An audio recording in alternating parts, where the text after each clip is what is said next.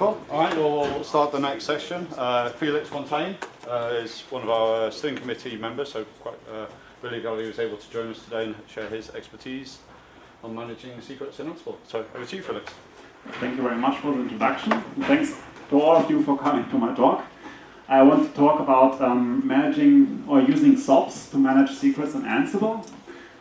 First, well, I want to do some introductions about like who I am, what SOPS is, what Ansible is. I guess you know the answer to what Ansible is. Most of you, I hope. Otherwise, it will be interesting. Then I want to tell you something about how to manage secrets in Ansible. I mean, there's Ansible Vault, which probably most of you have seen. Some, or probably many of you have used. Maybe, maybe not. I'll also tell you about how other secret providers, like HashiCorp Vault, or as OpenBoa it's called, the free version. I wasn't aware of. I heard that there was a fork, but I never actually learned its name until today. And other services can be used in Ansible. And then I want to tell you how SOPS can be used in Ansible, mainly with the community.sops collection, and show you some demos on how to do certain things, which are, I think, like the most common things you want to do. And then we have time for some questions and answers.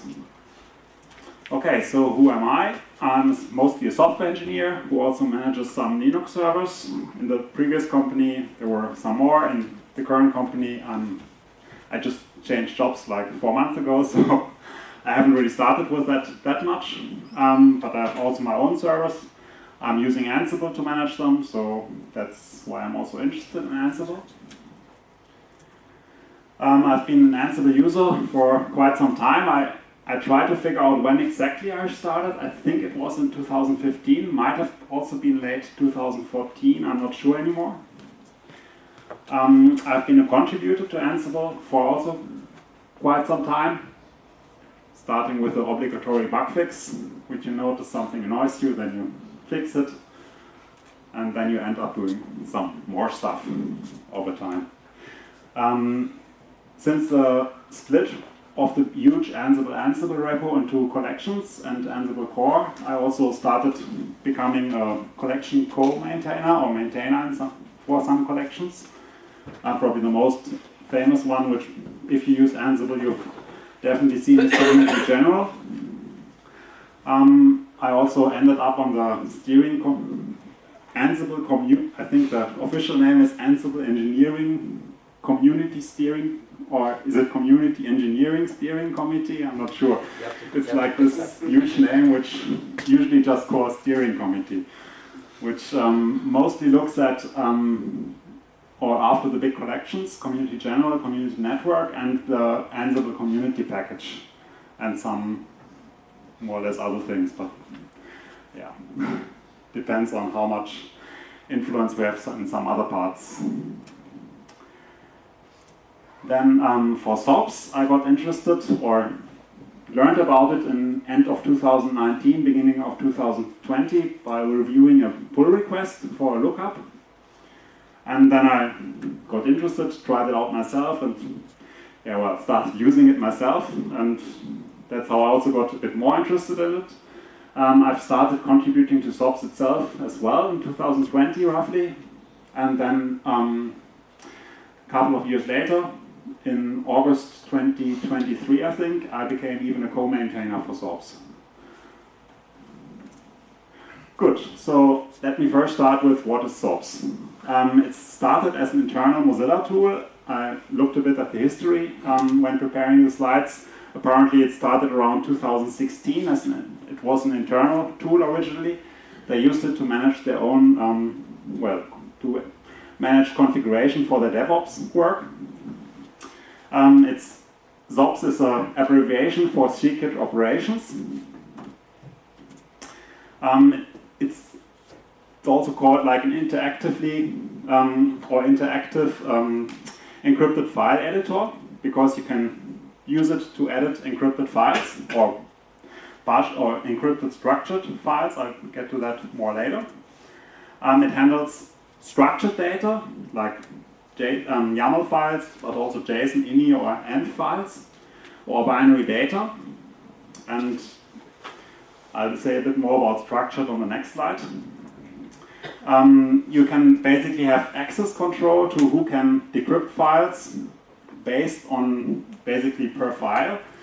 It usually makes sense to, you have a configuration file, sops.yaml, which allows you to define based on regular expressions, like which files have which people, which people have access to which files, basically.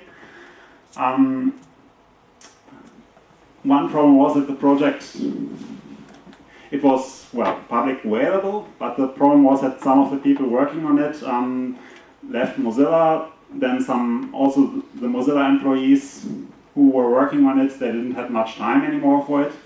So especially in 2021-22, not much happened anymore. It looked a bit dead, unfortunately. Then some people try to liberate it in a sense. The problem was that as a Mozilla project, it seems that they have some very high requirements for external people being involved as maintainers or even release it. Apparently that's not, doesn't seem to be easily possible at all. So it had to go away from Mozilla. And some people managed to move it to the CNCF as a sandbox project. And it finally got moved there like in the mid of 2023, I would say. Then some people started working on it again. And then also I ended up, they asked me if I also want to help because I did several contributions. So I also got involved at that point. Okay, so a bit more about the important parts, namely what exactly it does encrypt. If you look at structured data, it usually encrypts only the values and comments, but not the keys. The idea is that usually the keys are the names of the variables or which you use in Ansible, if you use it with Ansible, but similar for other technologies. Usually you want to know if you have a secret in which file you can find it, so you can just grab for it. Because it's not encrypted, you can find it. But the values are usually should be encrypted.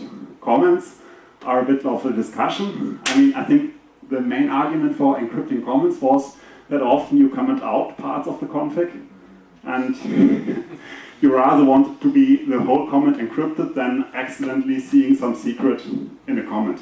So the original choice was to just encrypt all the comments as well. I mentioned access control earlier. I mentioned like who has access to a file that's managed by identities. It's not like it doesn't have to be a person. It can also it usually depends what it is. You can use PGP or H public keys. These can be associated usually to persons, but they can also be like automated processes. You can use HashiCorp Vault's transit secret engine. I don't know if you can also use OpenBOA. I haven't tried it, so no idea. I don't also know if anyone tried it.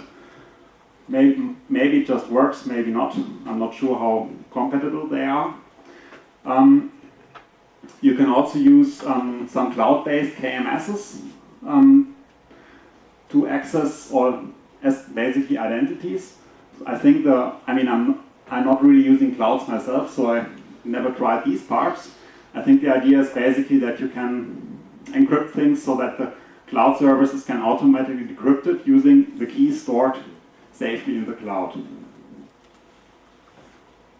And there's also Shamir's secret sharing implemented so that you can have like interesting combinations. For example, you can make like 3 groups of identities and then require that you need an identity out of 2 different of the groups.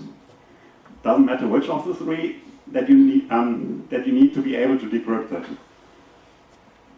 Depending on whatever your use case is or how complex you want to do it, it offers you a lot of different possibilities to configure access. I mean, for me personally, and for the small or rather small deployments I've been using it in in the previous company, and for me, myself at home, I usually just have one group, so it doesn't really matter. But if you have some more complex requirements, like who should be able to access something, you can also try to model it that way. Okay, so quick demo. So I mentioned the configuration file. It's basically a YAML file where you have these so-called creation rules. These rules are used when creating a new file to determine who has access to it. And in this case, there's like one entry here, this rule, which has PGP, and it lists like 2 fingerprints of PGP keys. And these are basically then the public, or the fingerprints of the public keys for identities which have access to all files, because there's no identifier for which files these are. There's just the keys. So everyone in this group has access to all the files which were encrypted with this rule. At some point I'll put also the files for this demo online, so you can look at it. The keys I use are the test keys, which are contained also in the repository. You can just import them and use them to decrypt everything, or also to encrypt something, but please don't use them for secrets, because the private key is public. So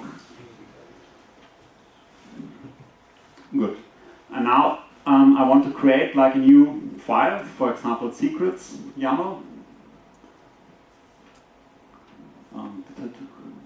It's a bit hard because I have to watch there, I cannot see what I'm typing. So if I do this, SOPS automatically opens an editor, and by default fills it with some example content, which I usually just delete. So we can have we have a token, which is ABC123, which is secret, then this is a comment, my favorite token,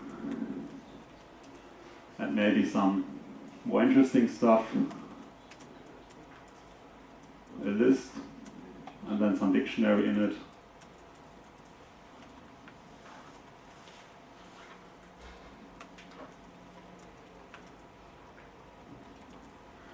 Now if I save this and look at the file, then you can basically see that most things are encrypted. You can see on the left that, for example, here you see token, the key, and stuff. They are in clear text, but the values are encrypted. And also the comment here is completely encrypted. You cannot read it. And at the bottom, basically you have the content of the file, and then there comes a special SOPS key, and that contains information on which SOPS needs to decrypt this file. Like, it also includes the identities, where it has a method authentication code to do some integrity checking. And now I have to scroll down. There you can also see for both the PGP key identities, the fingerprint is included here. It basically, what SOPS does is it encrypts the content of the file with a randomly generated key, and that key is encrypted with the private keys associated to the identities and put into this block. And so everyone who has access to this identity, to the associated private key, can decrypt this thing, and so they have the key for this file, and then they can decrypt it. Good. And now if I use SOPS to decrypt it, I can just see the content again. And also what I can do is I can edit it again. Actually it gets cut off, right? Yeah, if I edit it again, then SOPS opens an editor. SOPS opens an editor. Now I lost the mouse. Which contains the decrypted content. I can modify it. For example, I can change or remove the comment. This. And if I save it, then the file will be updated. The comment will be removed. There was an update timestamp in there that will be updated as well. And there's also the message authentication code for integrity checking that will also be updated. but the other values will not be changed. So if you check that into a Git repository, you can see in the log that the other keys didn't change, but this comment went away, and some of the metadata changed. Okay, that's very quick intro into SOPs. Maybe one more thing I want to show you is combining it with Ansible, namely the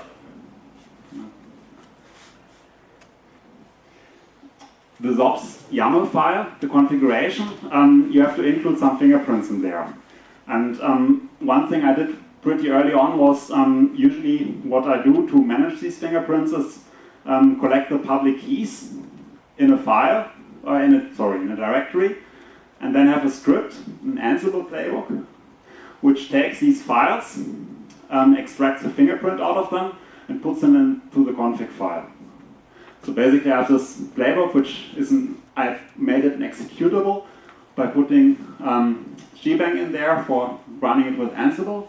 And what it basically does, it looks for, at the bottom I have some variables where I mention the identities, or the PGP keys in that case, I want to have included. And then I'm using a lookup plugin to read the fingerprint out of these files and just put it in there. And then I template it. And if I run this thing, the output looks like this. So I put in a big comment that it's automatically generated, so nobody forgets about it when looking at it. And now the three public keys, which were there in this directory, are now translated into fingerprints and inserted automatically. Which makes life a lot easier if you can just manage files in a directory with meaningful names, and you can throw someone out, add a new person, and then just run the script and you get the updated config file. Good, back to the talk.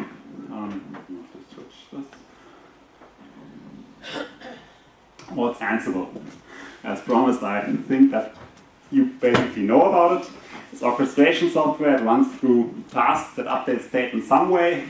That's basically everything we need to know for this talk. Also, it contains credentials that should be kept secret. First, to access some services which you need to change, but also to, if you configure some services, you need to put secrets into these configurations files for the services so they know how to access other services you're using. So you have secrets all the time, all over the place, and you somehow need to make sure that these secrets are kept secret. Otherwise, they're not really secrets anymore. Good. Short intermission. I brought you a cat picture in case you're falling asleep, so at least you have something nice to look at. I didn't generate any AI pictures. I decided to take some cat pictures instead. That cat is, by the way, called TomTom. He isn't alive anymore, unfortunately, but he had a happy life. He was able to go to the outside. He was sitting on a meadow in front of our house and enjoying himself. Good. Now, secrets in Ansible. So the first thing you might do is, if you have secrets in Ansible, you might just put them into the playbook. Like here, you can see there's this token required. It's a short playbook which sets an DNS entry. Changing the DNS needs some token usually, so some authentication. I just put it in there, which is a bad idea. Don't do that. I don't think I have to tell you that, because if I have to tell you that, then, well, good. So how can we do this better? The first try is put it into a separate file. Then at least you don't have the secrets in the playbook, but somewhere else. But then managing these files is also tricky. I mean, you don't want to put it into Git, because, well, then everyone can see it who can look at the Git repository. If you don't put it into Git, you have to manage it outside the Git repository, which is also not so much fun, so also not a good solution. In Ansible, you can use Ansible Vault. In case you've never seen it, you can use it to encrypt whole files. But based on it, it asks you for a password twice to make sure you don't make it wrong. I took for this file here the password ASDF, which is don't do that, just for talks. This works, but it's kind of annoying because now you have this big blob which you cannot read anymore. That's not fun. What you can also do is use Ansible Vault to encrypt individual strings, for example the token itself. Then you can paste that thing into your variables file, so you have the token with the encrypted version of it. This looks pretty similar to what SOPS does, except that here you have to kind of do it manually because you have to encrypt every string manually, paste it in. Also, if you want to re-encrypt them or like change the password, then you have to manually do that for every single string and every single file, which you can write a script for that, but yeah. Good. So, well, I already mentioned that. Basically, to decrypt, you need passwords. You can either, there's a switch which tells Ansible, like ask Vault password, that you enter it on the keyboard, or you can use a password file that it reads it from disk. The password file, if it's executable and has the right name, it will be run by Ansible. It can like do whatever to provide the password to Ansible. Like, for example, it can query some password service like HashiCorp Vault or BitWarden or anything else. Whatever you want, basically. You can also use different passwords for different files by using different Vault IDs.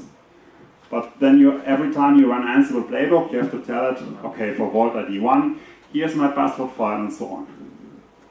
It's kind of annoying, but it works. That's also what I said. And from the security point of view, if you look at how it's implemented, it uses some password hashing algorithm, PVKDF2, with 10,000 iterations, which isn't that great, but it's also not that bad. Basically, if you use a very strong password, like randomly generated long enough, then it's totally fine.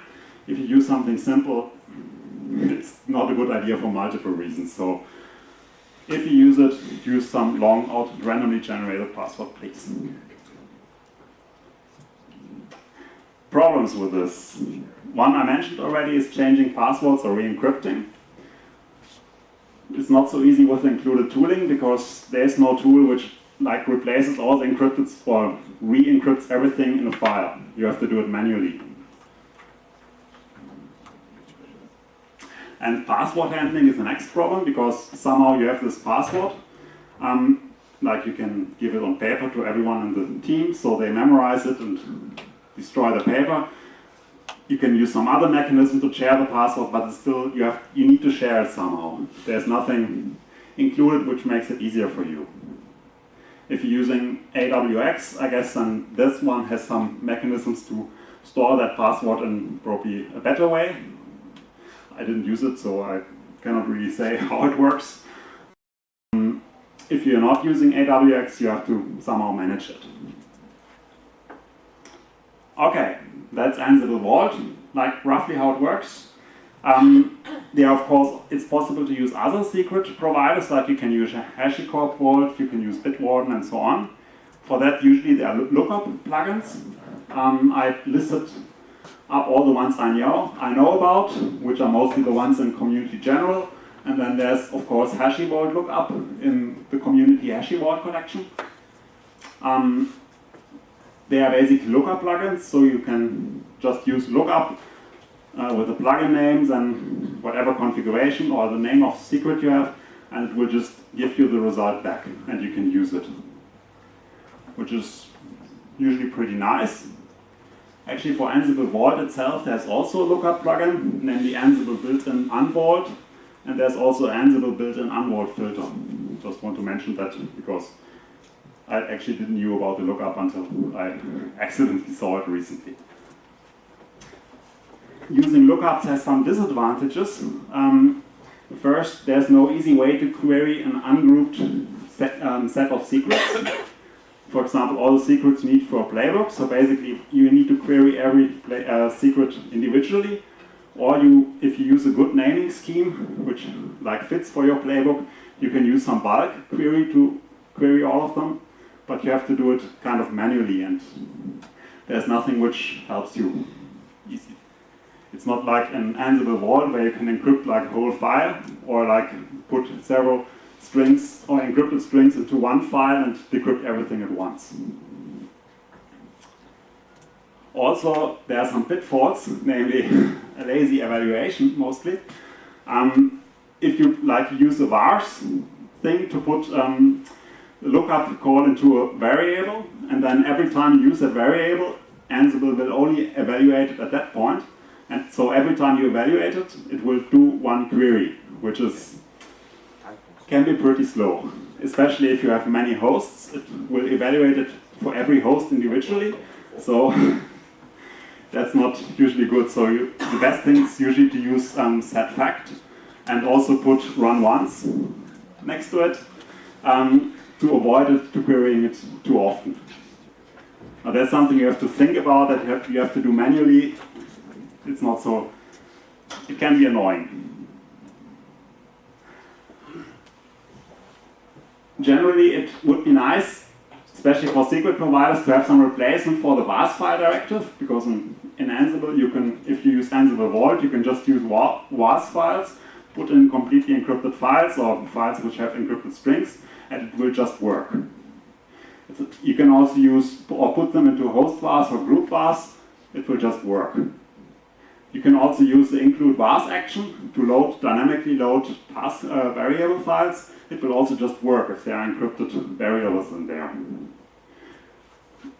For other secret providers, there's no real analog for these things. Another cat. Intermediate. Okay, so now using SOPs in Ansible. You cannot really do everything as well as Ansible Vault does, because, well, Ansible Vault is a part of Ansible Core, and it can cheat at various places and do things that plugins cannot do. But we invested quite some work to get it to do some things very closely to how Ansible Vault works, but without having to use Ansible Vault, but with using SOPs. The nice thing is, well, SOPs is file-based, so you can have files also checked into the repository, which contain a lot of secrets, so you can like use a lot of secrets at once without having to query for everyone individually.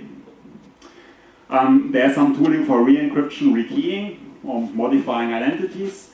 There are, well, it uses identities because it's SOPs, so there are some advantages over Ansible Vault in that sense. And also about other secret providers, because they usually don't work file-based and they don't have these, well, for some it's possible to create similar collections which offer similar support, but not for all of them. For SOPs, there's a collection community.sops. It has a vars plugin. Actually, if you look at vars plugins in Ansible, the community package, they are in all of the roughly 100 collections. There are exactly 2 vars plugins. There's the one coming from Ansible Core for host vars and group vars, and there's the SOPs one. So this is something almost nobody is using, but which is pretty nice because it provides you encrypted host vars and group vars using SOPs. And you can just put in encrypted files in there. If you use the right naming scheme, it will just decrypt them for you and you can just use them. There's also, of course, a lookup to decrypt secrets or whole files. There's a filter if you have the file loaded into memory to decrypt it. There's an action to load encrypted variable files, which unfortunately cannot load it as variables, but has to load it as facts. That's a restriction of Ansible Core. The only plugin which is allowed to directly load variables is the load vars action. That's actually hard-coded in there. Basically, if it's that action, it will interpret the result as variables, otherwise it will always be facts. Which is something I cannot really do anything about. Then there's also a module to encrypt data, so you can update things when needed. There's a role which helps you to install SOPs, and a playbook which basically just calls that role. So you can, like if you're creating an execution environment, you can use that playbook to just install SOPs into that execution environment without having to do something more complex. I want to do a small sum up of all the things I've already said. I'm comparing Ansible Vault versus SOPS versus some client-server solution like HashiCorp or BitWarden or something similar. Ansible Vault just works. You can just use encrypted things everywhere.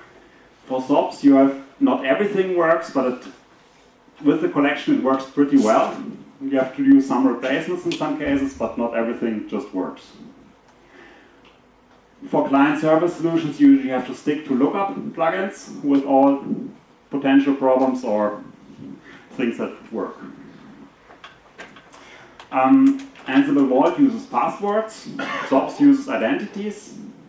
Client-server solutions usually have proper user management where you can just add users which have access or remove them or whatever you want.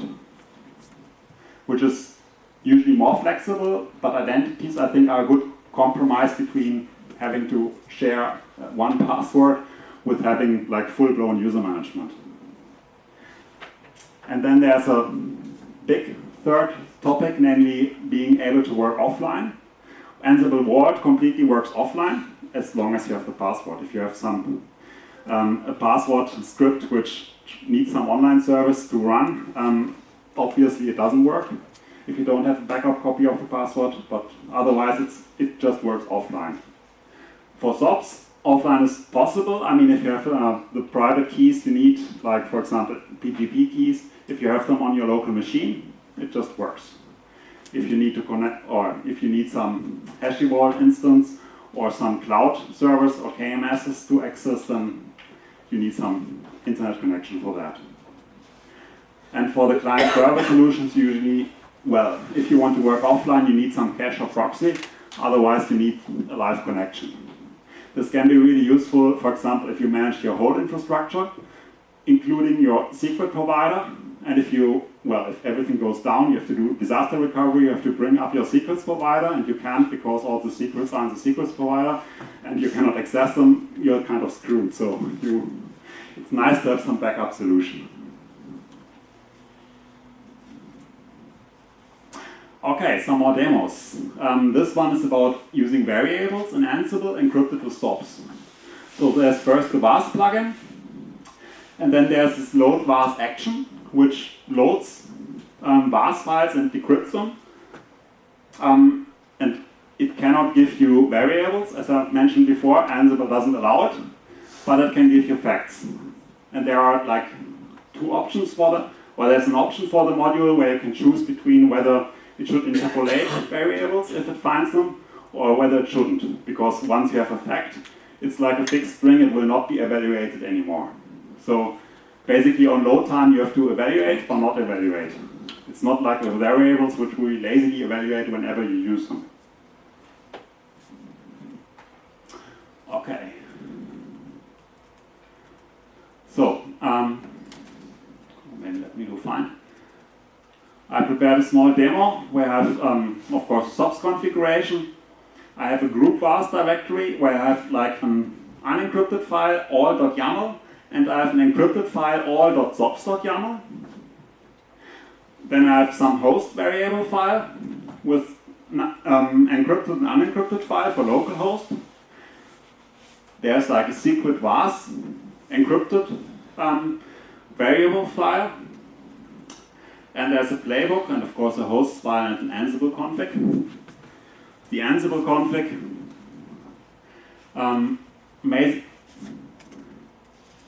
mainly tells, the inventory to use as hosts.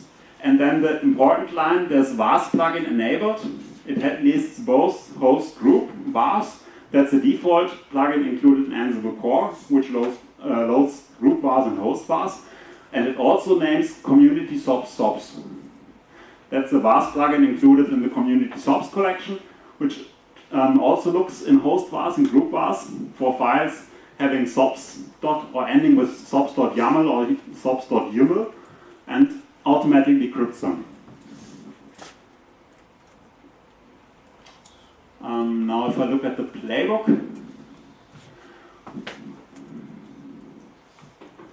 what it basically does is I want to load some encrypted VAS files, which I cannot do directly, so I have to add tasks for that, which use the load vars action in community.sops. I tell it which file to load and how to, or whether to evaluate or not evaluate expressions on load time. So when looking at the files, one is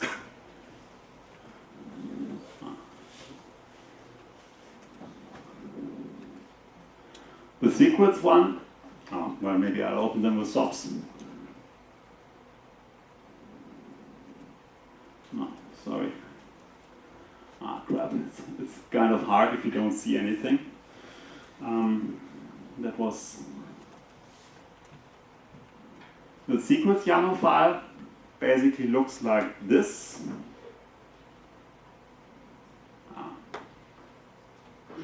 It has an encrypted variable which I will load without interpolation. It uses some Ginger, but that one will basically end up as is in the loaded variable because I don't interpolate for this file. And the other file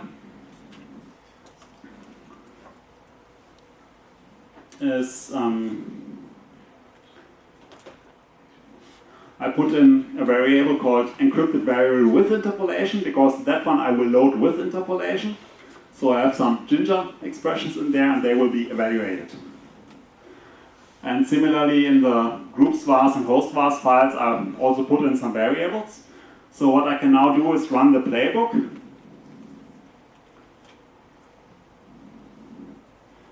Yeah, it's not really nice to read, huh? You select it with your mouse, is it readable or unreadable? Yeah, not much about it. I'll try to copy and paste it into an editor.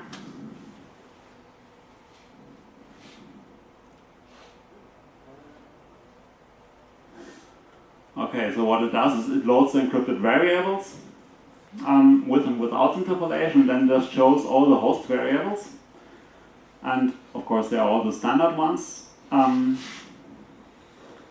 somewhere, and now here are the interesting ones. For example, there's an encrypted group variable, which comes from group vars, and an encrypted host variable from host vars, which are automatically decrypted.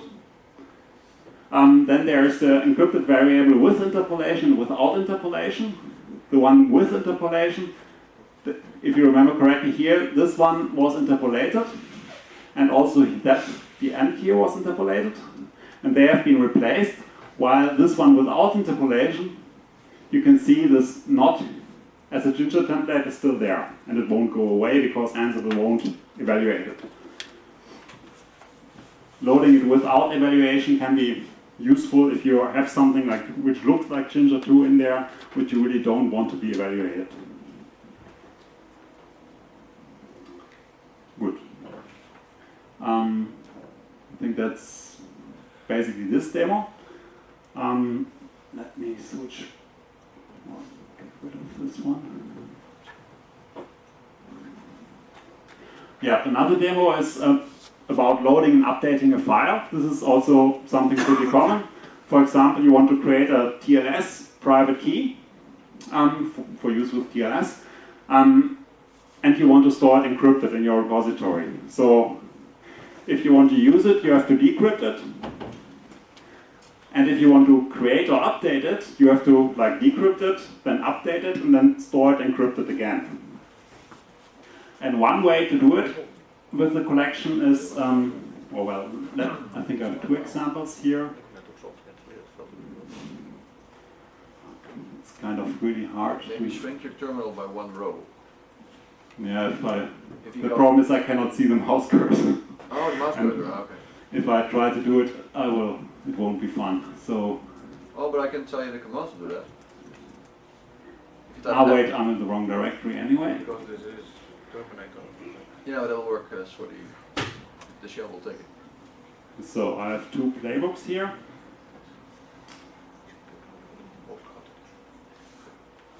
I think the first one is, yeah, it's just for loading. So what I do is basically I call the community.sops lookup, tell it which file it is, and well, basically print it in this case, which you shouldn't do as a secret, but here I can basically look at what's in there.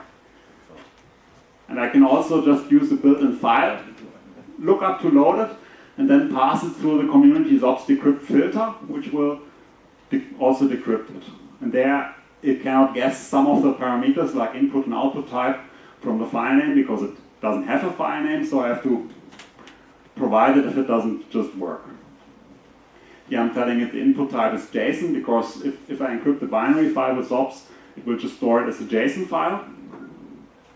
And I have to tell it the output type is binary, otherwise I will get a JSON file with a data key and some base 64 encoded contents of the file, which isn't exactly what I want to look at.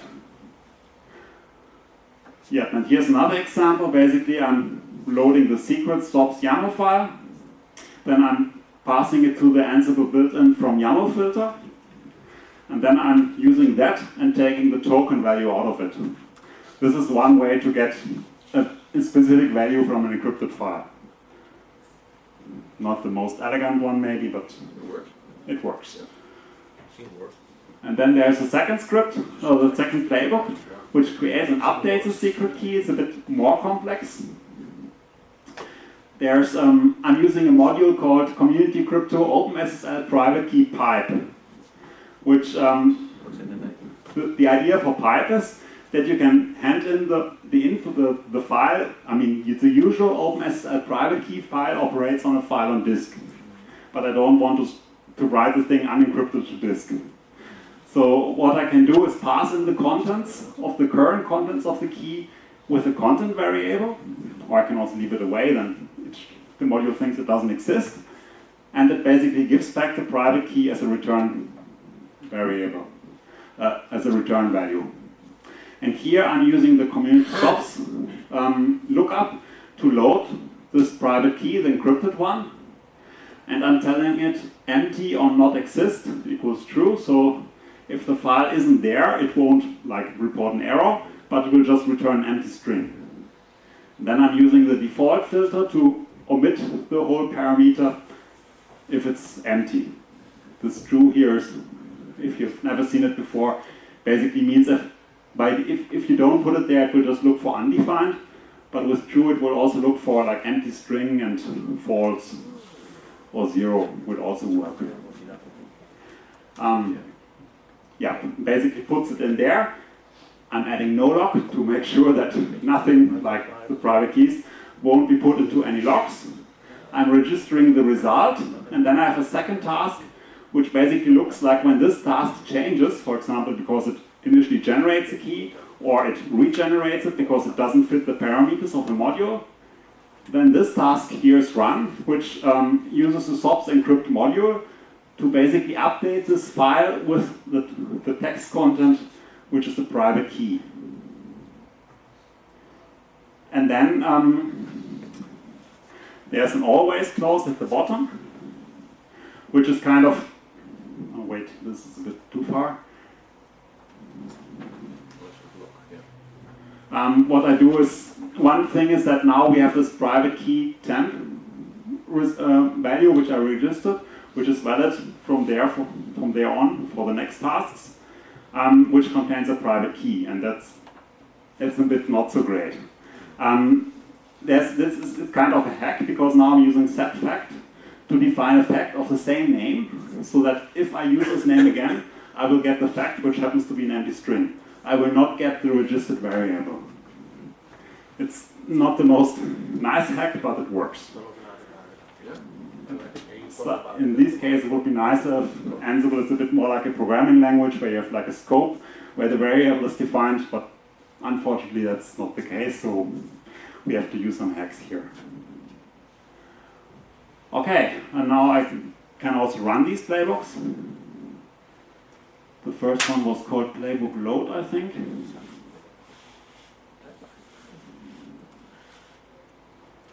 Well, this is really not so great to read, huh? Basically what it does, it reads the secret key, which just happens to be this is a secret key. It is not structured data. It loads it as a file and then decrypts it, same result. Or it loads this other YAML file, this encrypted one, passes it through the YAML filter, and then just extract the value token, which happens to be this is the secret token.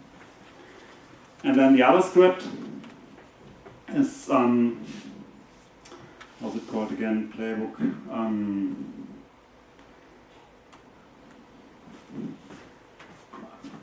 Update, sorry. And this one,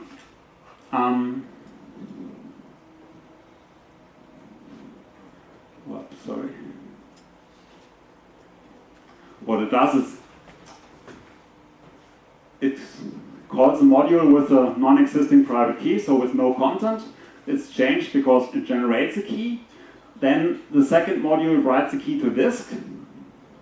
And then there's another task which actually reads the secret key and puts it on the screen so you can see something, which happened to be begin RSA private key, and then I cut it off after some characters. And if I run this playbook again, then you can see here this this create update step didn't do anything because the key is already there. The update step was skipped because it's already there, nothing changed, and the key is still there. So this kind of, depending on whether the key is already there and fits the parameters, it won't do anything, otherwise it will update it. Good. Well, then a very quick demo about execution environments. Basically what you do, as in all execution environments, you tell it to use a SOPS collection. And then you have to make sure that SOPS is installed. Because it isn't available as an OS package in most systems, there's this convenience playbook, community.sops install localhost, which you can run. This one will make sure that SOPS is installed in the container or in the container image. And then you can use it later on.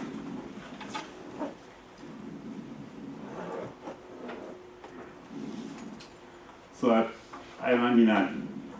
basically the execution environment definition is basically what was on the screen, and this build script is just calling Ansible builder to build it. Let's see if it actually works. It's not really. Build context can be found. Let me just move it over so I can. Yeah, it's complete. The build context can be found at, and then there's a path. And then I have prepared a small playbook, which I want to run in the EE with Ansible Navigator, which basically just loads an encrypted file and decrypts it. And now there's a little problem because I'm using a BGP key here, and what I want to do is I want to mount the GPG agent into the container. So I can basically decrypt with GPG agent without having to provide the container itself with a private key. The problem is for that I have to mount a single file, or well, it's actually a pipe, into the container, but there's a bug, in my opinion, in Ansible runner, which doesn't do that. It will, if you pass it a file, it will just mount the whole directory this file contained into the container, which is not what I asked it for. I wrote a fix for that.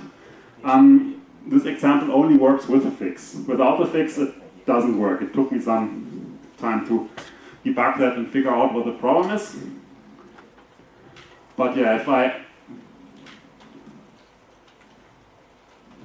basically what I'm running is Ansible Navigator.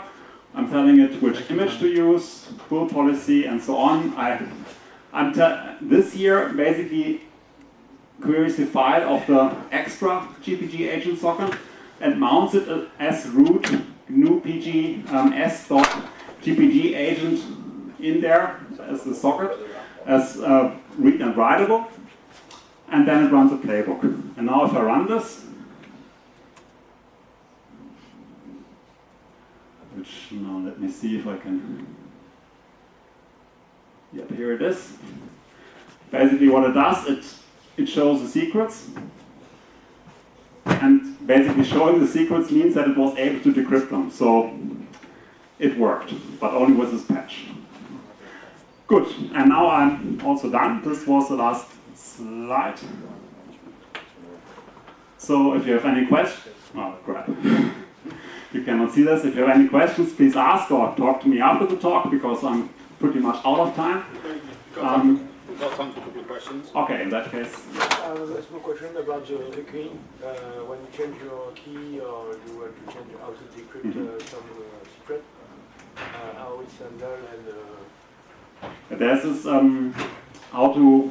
The question was how to re-encrypt the files or update, like throw keys out. There are two scripts or two tools in SOPS included. There's the update keys and the re-encrypt subcommand. The re-encrypt subcommand will just change the key for a file and re-encrypt the file with a new key. The update keys will basically compare it to the keys which are configured in the SOPS YAML file and make sure that these people have access. And what it also, if I remember correctly, what it also does is it also updates the per file key, because the thing is that if you, especially if you remove people, you want this session key to be updated so that the people you remove don't know this key anymore. And also if you add new ones, you want this key updated so that people you add don't have the key for older versions in the version control. So, yeah. Any other questions? So just before everyone else goes, let's make sure we give Felix a round of applause. Thank you. Time for any question?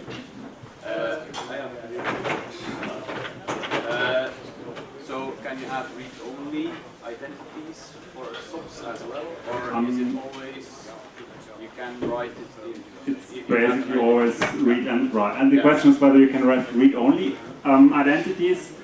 The thing is, in theory, you could implement that, but there's no way to make sure that it's actually the case, because if you are able to decrypt, you know the secret key, you can also change it. Which is, yeah. The metadata that's in the SOPS file, does it prevent everything in parallel? Unfortunately not. So the question was whether metadata prevents editing in parallel.